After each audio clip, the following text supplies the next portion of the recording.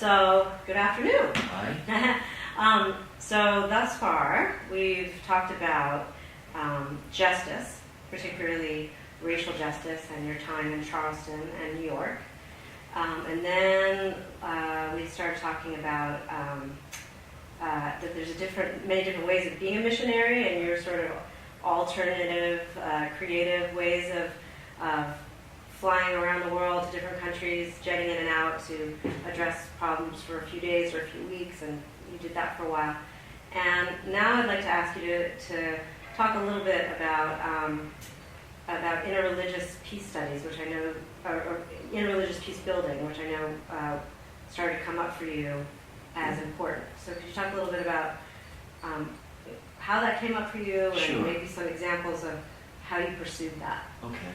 Let me bridge over from where you left off, which is from the justice side. Yes. At a certain point here in the States, I had a bit of a reputation for justice and peace anyway. How an expression that took at some point was that I would do refugee work in Africa.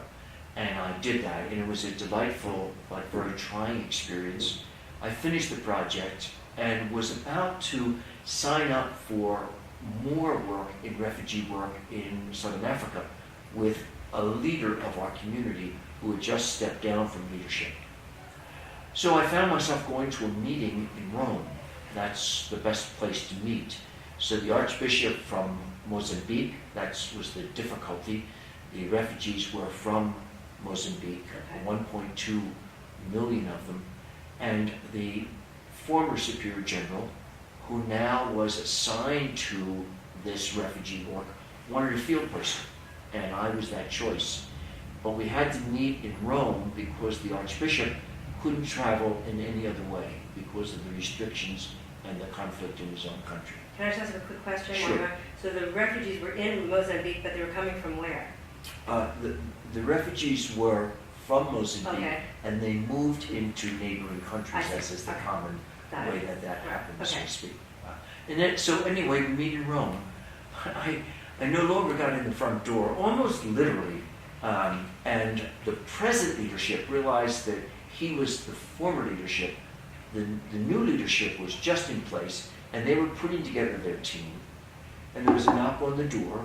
Would I think of joining them as the first Justice and Peace coordinator for the congregation? Okay. We had no one doing that, but it was sort of in the wind. Other communities were beginning to do it, and they wanted to do it. So I had this decision within 2 days to make whether to go deeper into refugee work or work there at the General. And for a variety of reasons that we need not get into, I chose to stay at the General. Okay. I went back, of course, and finished out my activities there and then moved in. One of the important things, and this is where the bridge begins, one of the important things about the work that I did at the General at the beginning was it was very much justice-oriented. What I mean by that is the reading, the activities, the planning that we did in the States toward the end of my time as provincial or religious leader of my community, which I did right before I went to refugee work, was justice-oriented. And so when I went to Rome, while I called myself the coordinator of justice and peace, the truth was that most of the work I did was justice. Can you just illuminate what do you mean? When I hear justice, I think about either a legal framework or sort of justice for groups that have had wrongdoings committed upon them. That's right. An alternative really might be human rights. Sure. Okay. Except that we do it when we speak of justice out of religious motivation too, which Got we're it. mingling with Okay. that sort of stuff. But I think that's a better expression for people. But I'm glad you made that distinction because it's a problem that many people have as they think about these topics. Okay. So, but it's understandable why we were so focused on justice. There was a lot of dictatorial work in Latin America that we were concerned about. Haiti was in the hands of a real dictator in real ways. And so that was our focus. And so being a sociologist, I took to that rather naturally. So as I began my work, that's what I did largely. besides that, there was very little instrumentality about peace, which means there were not easy ways that were available to common people like myself. Other than ministers of state and UN officials, they couldn't do this sort of thing. We didn't have tools for doing this. Yeah. So anyway, I went on in that mode, so much so that I was doing the things that you might expect, setting up a new office, making arrangements with people in different countries, members of our community that were involved in this, linking them together, doing workshops, participating with other groups in Rome that were interested in some of the same topics that we were. Haiti comes to mind. But eventually I found myself in Nigeria. Huge country, powerfully large population, and in some sections very Catholic, but also very Islamic. Was this in the 80s? Yeah, this would have been in the 80s, Okay. the end of the 80s. Okay. Thanks for that clarification. So I was doing a workshop. Now, for us, it's a very expansive environment. So I found myself not doing one workshop, but maybe a series of them, 4 or 5 as I remember it. But one in particular that was very touching in terms of this passage from justice to peace, if you will allow that kind of understanding, is that I was at our major seminary, and it's a very significant thing. It's the end of the training for priesthood. 4 years of theology would be the end of it. And Sis had built a certain reputation for rigor and good education for priestly training. And the priests there that were educated from all over the world, but largely now Nigerian, which wasn't the case in the past. We were at a cocktail before dinner, and I was looking at a table, and there were newspapers on the table, and one of them said that Christians and Islamic peoples were killing each other in certain part of the country. And so I turned to my brother Spiritans with good educations from all over the world, and I suspect very good teachers. I said, who's dealing with this?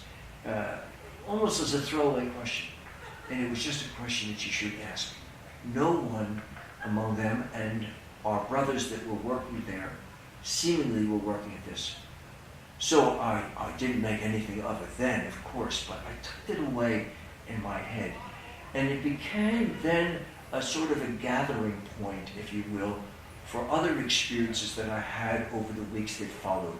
So, for example, as I heard reports from other parts of the congregation, particularly in Africa, I was hearing much more about ethnic conflict, which I hadn't heard about a whole lot before. So I was beginning to hear this.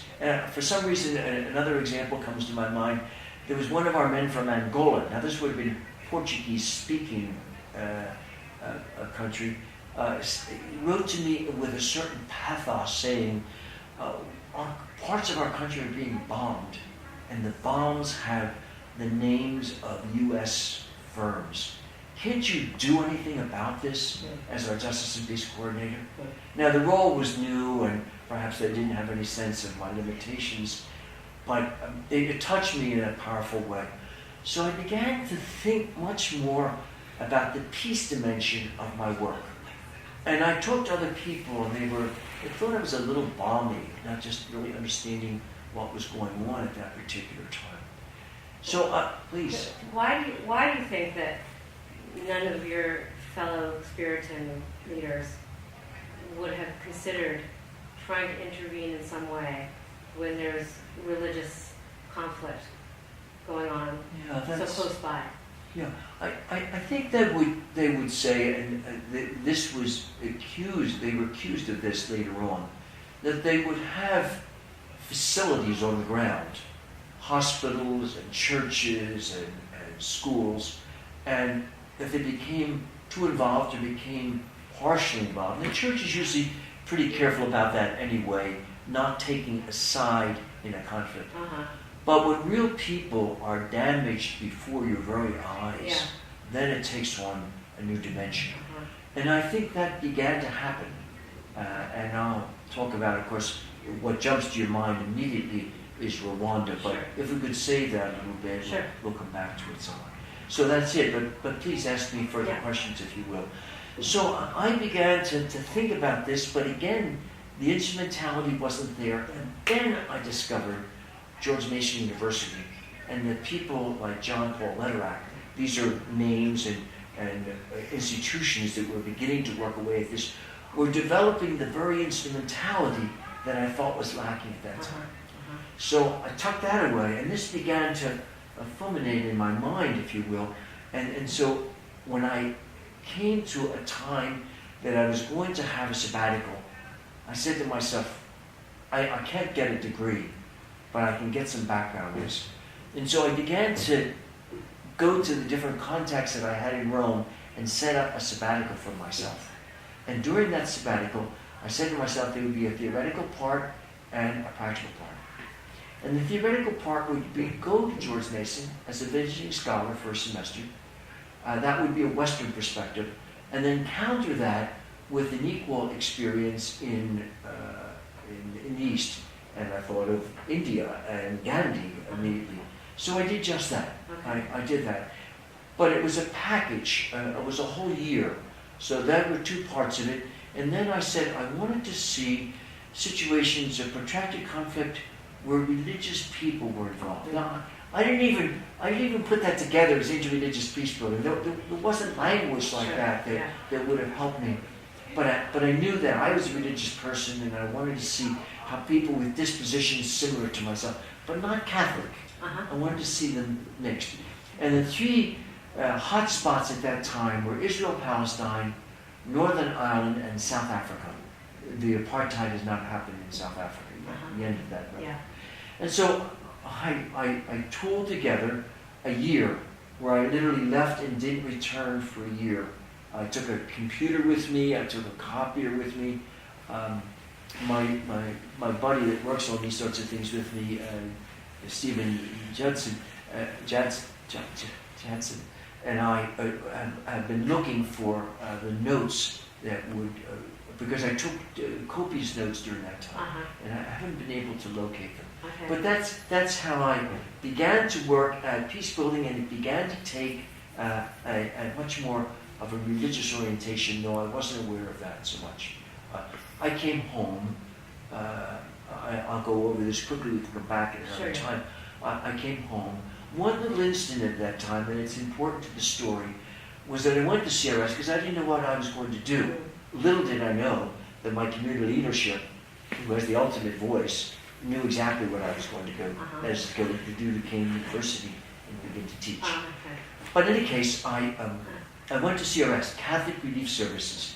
It's a very large relief and development agency in the Catholic system. It's in 100 countries, has had a budget at that time of something like $600 million, and 5,000 people that were working for them. So I went to them and I said to them, are you doing any of this peacebuilding? Similar to the question that you asked me before, they said, Bill, we don't do that. Our job is relief and development in different parts of the world. Okay. And I said, well, this is coming. I know what you're saying, but just go off to the university, if you will. I'm being a little dramatic, perhaps, but it came down to that pretty much. And so when I went to see my superiors, they were really clear about what I want to do, what I should do, and I went to the university. But one of the things they said to me at the university was, whatever this thing is that you're talking about, it's so new, come and begin this at Duquesne University. Now, I won't go into all of that,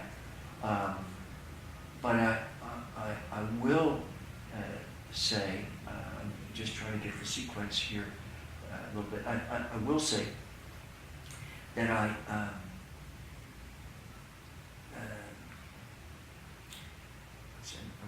lost my train of thought here from them. So I go to Duquesne University. I begin to teach. I begin to introduce a section on conflict resolution at the university, and taught it, and we began to build the program and got grants and things like this. But CRS came upon a time in 19 1994 that experienced the genocide. It had been in Africa, in Rwanda particularly, for 30 years, and saw the conflicts that you were asking me about before, but tiptoed around them. I had that in literature. That isn't some accusation that I'm making. Sure. That this is the way it was, even in their own eyes at this point. And so I was called one time from Duquesne University to a meeting shortly after Rwanda had happened, and a very shook president said, we've been in Rwanda for 30 years, we saw this, we never dealt with it, and the population is largely Catholic. And so it's a double shame on us. What can we do? So there was a kind of an honesty to that.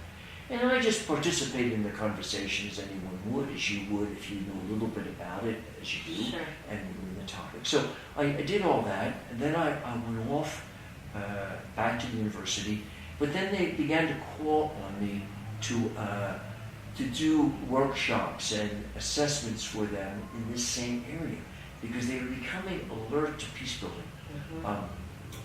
I have to jump over the experience of CRS because it was very rich in itself to get to the ultimate request that you have that I deal with interreligious peacebuilding.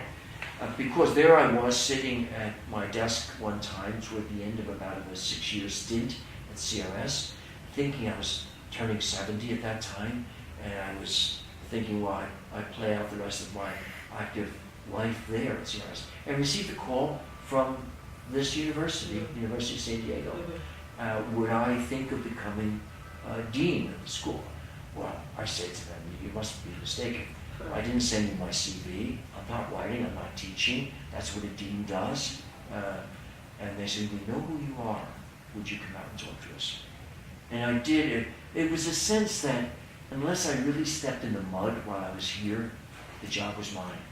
They had seemingly looked around pretty hard, even done some international inquiry. But that's all sort of secondary, just to give you a framework. I was chosen as dean. I served in that capacity for 5 years. Toward the end of that time,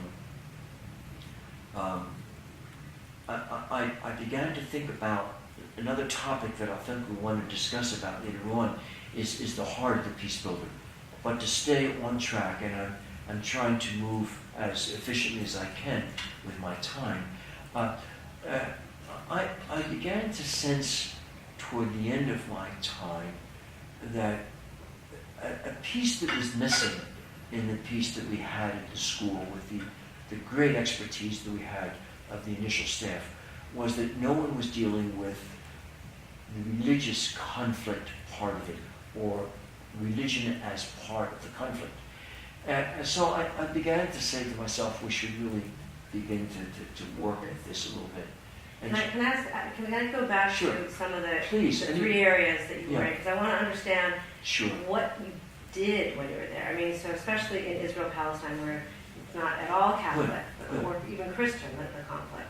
But, as you know better than I do, when there are these conflicts that maybe have religion as part of the framework for the conflict, it's always political, it's economic, it's historical, it's geographical, all those things. Right.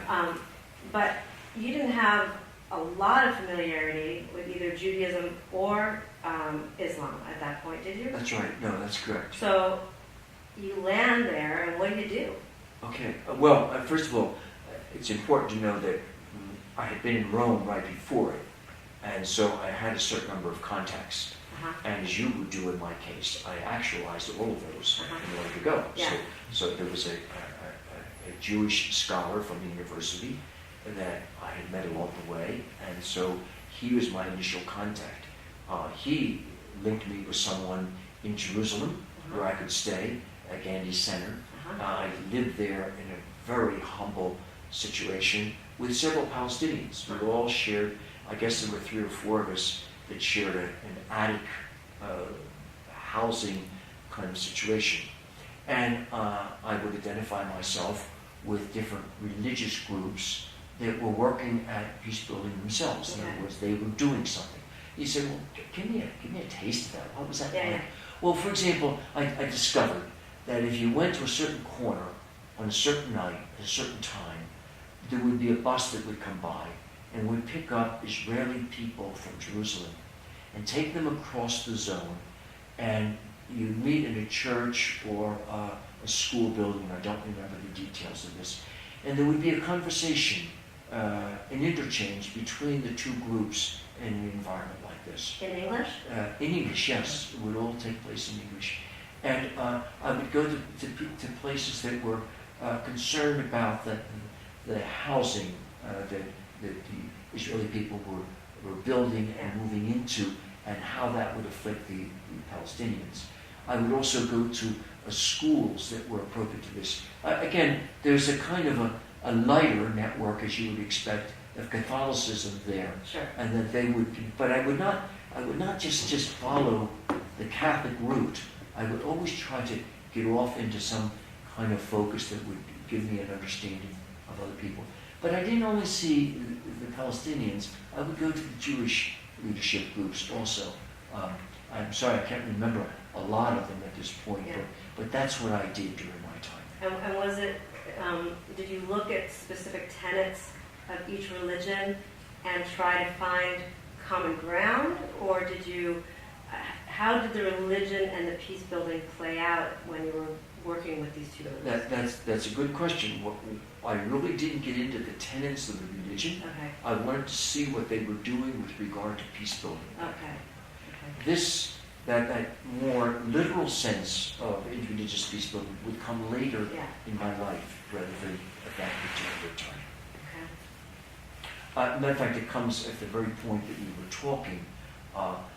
That is to say, I was finishing up my time at CRS, and I was coming here. I'm just putting it back into sequence. Sure. I was dean. After the deanship, I was given a sabbatical, and that's where I picked up the very point that you were talking about. That is to say, the more religious part of interreligious peace building. If you can sort of divide that concept together, the peace building we just talked about. My first sabbatical was an attempt to look at this. When I took a sabbatical from university, stepping down from the deanship, I then would look at a more religious dimension. Now, I didn't have as much time. I had a semester. It was about a summer and a semester.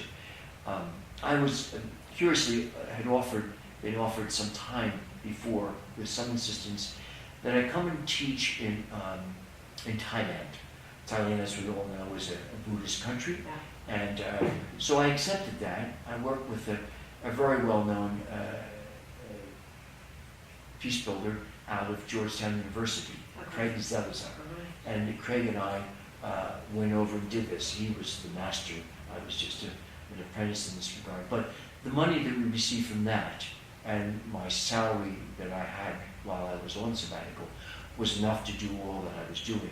So after I was done teaching, I spent time there looking at the conflict situation from a more Buddhist perspective, and spent time looking at Buddhism, went to monasteries and spent time in that regard.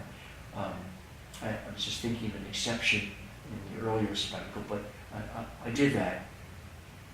And then I went to Egypt and found a center, a Catholic center actually, that runs an Islamic training school. That is to say, for the language and for the work of the Quran. It was the first time that I studied the Quran. Not in any depth, of course, Sure. but I did it as much as I could in the environment. And then I went to Nepal, and it was in Nepal that I began to look into Buddhism. We realized of course, that both Thailand and Nepal have two of the branches of Buddhism that are current. This was the other one. And I stayed at a Jewish center. A Jewish center? I said a Buddhist center is what I meant to say. And saying it would be a little extraordinary. But there was a very knowledgeable Jesuit there that gave me very significant time, showed me around, took me to some of their temples, and really got into it a good bit. So that was much more the religious part of it in religious peacebuilding. So I'm thinking about, so I know you've spent some time and you visited Myanmar. And this That's is right. a little bit of a tangential question on some level, but I have wondered about this lately. And Buddhism, of all the religions that I know even a tiny little bit about, which is all I really know, always seems like the most peaceful, the least violent. And so this genocide with the Rohingya in Myanmar is, to me, astonishing. Yes. How do you explain that?